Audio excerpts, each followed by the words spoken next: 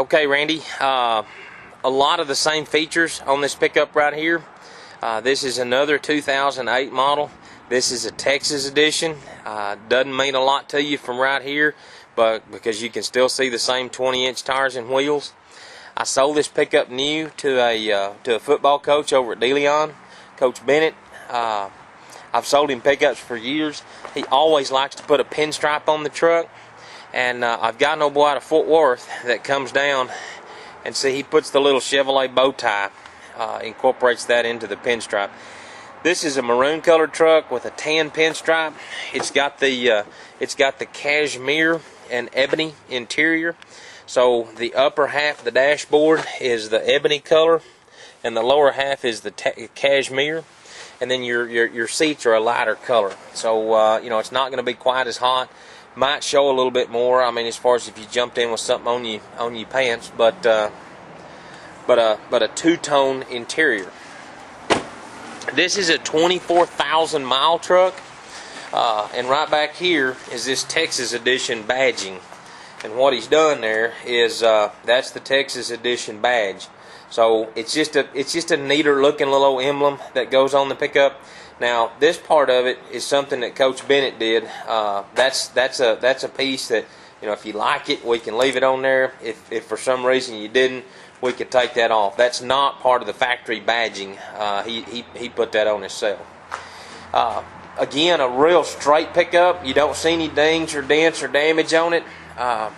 He did have this little interior rack on the bed was a feature that was standard on the Texas editions last year.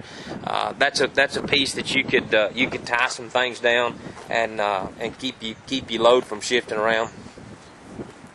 But there's the truck right there. It's a pretty son of a gun. Coach Bennett gets a little bit more off-road than what those folks did that had the blue pickup. So, you know, as you walk around this pickup, you might see a small little hairline scratch or something. But, you know, he traded it in because he had gotten a deer lease, and he said, you know, I'm going to highlight one little scratch that I've seen walking around. I don't know if you can tell there, but there's just a little old teeny tiny scratch right along in there. There's a little hairline scratch right up here along the top of the bed. I don't want to pick this truck apart because it's still a nice looking pickup, but it'd be one that, you know, you could walk around it and tell that it's got, you know, 24,000 miles on it instead of only 8. I did notice this pickup does not have the remote start system on it, and it does not have the steering wheel radio controls or the driver info center. A lot of the interior is going to be the same as far as the tilt and the cruise and the keyless and the power windows and power locks. But you'll notice that this pickup's just got regular dials to turn off and on the air conditioner. And again, no remote start and no driver info center. I should have showed you on that other pickup how these back seats work. But you've got a 60-40 split bench seat with an armrest that comes down right here in the middle.